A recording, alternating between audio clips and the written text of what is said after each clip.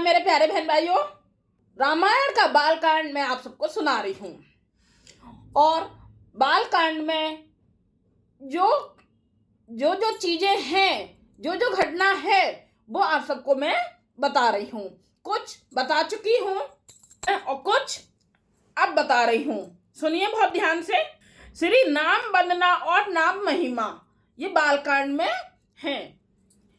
मानस निर्माण की तिथि, मानस का रूप और महात्म्य, याज्ञवल्क्य भरद्वाज संवाद तथा प्रयाग महात्म्य, सती का भ्रम, श्री राम जी का ऐश्वर्य और सती का खेद, शिवजी द्वारा सती का त्याग, शिवजी की समाधि, सती का दक्ष यज्ञ में जाना, पति के अपमान से दुखी होकर सती का योग यज्ञ से जल जाना, दक्ष यज्ञ विध्वंस, पार्वती का जन्म और तपस्या, श्री राम जी का शिव जी से विवाह के लिए अनुरोध करना।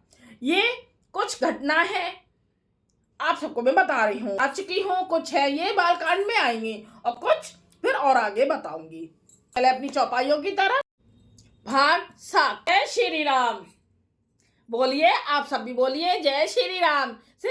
आखिर 4,84,000 जात जीव जल थल नभवासी, सिय राम में सब जग जानी, करऊं प्रणाम जोर जुग पानी।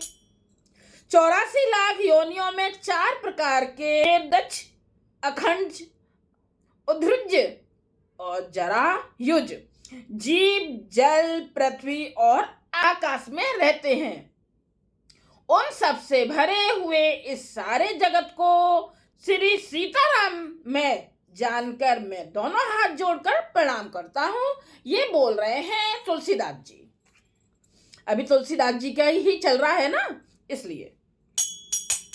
जाने कृपा कर किंकर मोहू, सब मिल करहु छाड़े छल छोहू, निज बुद्धि बल भरोसे मोहि नाही, ताते बिन करहु सब पाही।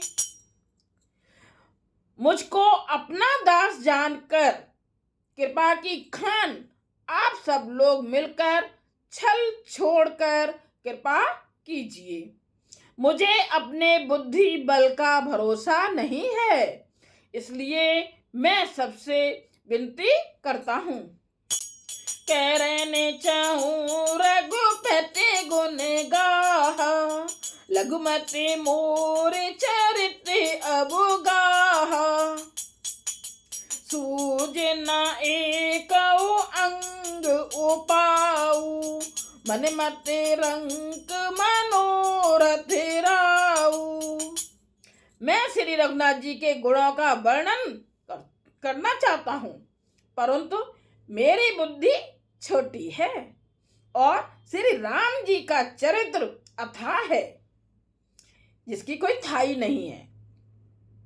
इसके लिए मुझे उपाय का एक भी अंग अर्थात कुछ लेस मात्र भी उपाय नहीं सूझता। मेरे मन और बुद्धि कंगाल हैं, किंतु मनोरथ राजा है। उनकी सोच कैसी है? राजा की तरह। मते अति नीचे ऊंचे रुचि आछी, कहिए अमीय जग जोरई न छाछी, क्षमी है सज्जन मोर धिटाई, सुनी है बाल बचन मन लाई। मेरी बुद्धि तो अत्यंत नीची है और चाह बड़ी ऊंची है। चाह तो अमृत पाने की है, पर जगत में जुड़ती छाछ भी नहीं है। बहुत ध्यान से सुनिए, बहुत अच्छी बातें हैं।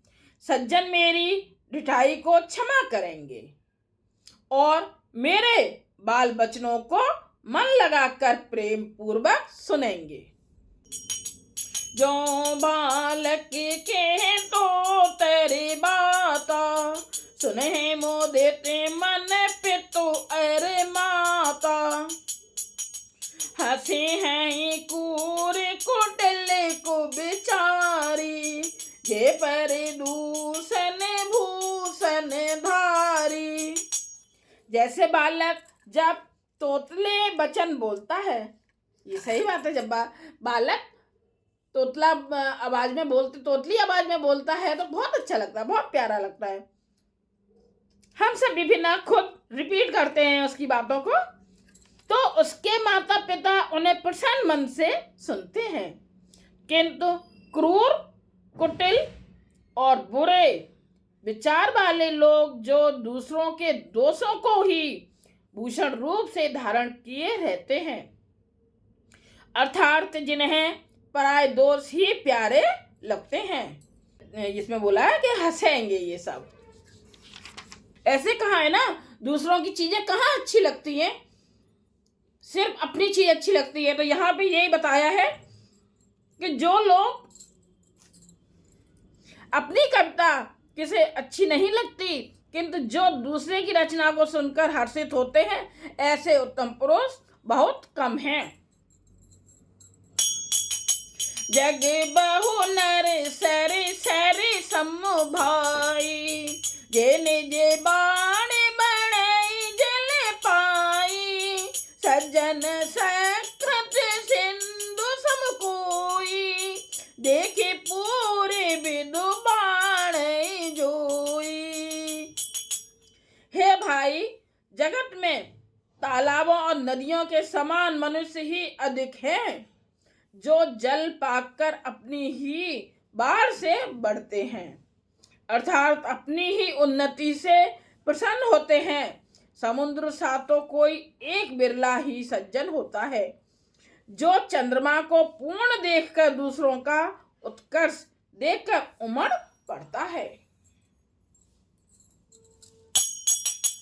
भाग छोटे अभिलाषो बड़ो, करहूं एक विश्वास।